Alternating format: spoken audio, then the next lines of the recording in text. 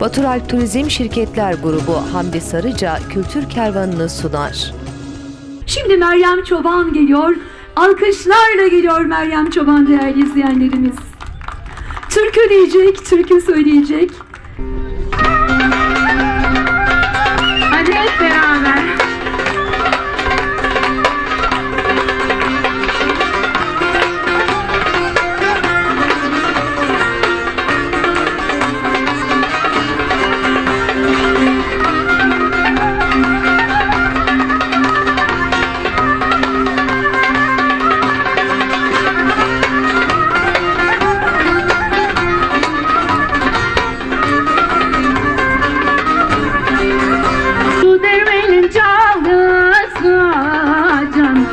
Dağlara vurdu yalnızım. Şu dermelin çalgısı canım, dağlara vurdu yalnızım. Şu gelenler içinde canım, benim yarim hangisi? Şu gelenler içinde canım, benim yarim hangisi? Teşekkürler, haydi.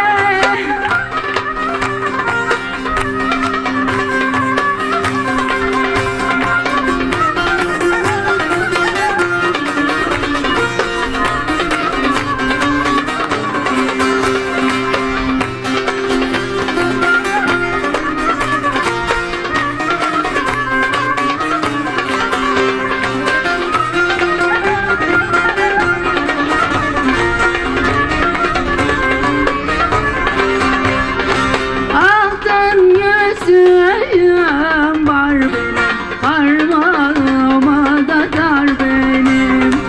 Altın yüzüğüm var benim, parmağıma da dar benim. Şu gelenler içinde canım, ortada boylu da yar benim. Şu gelenler içinde canım, ortada boylu da yar benim.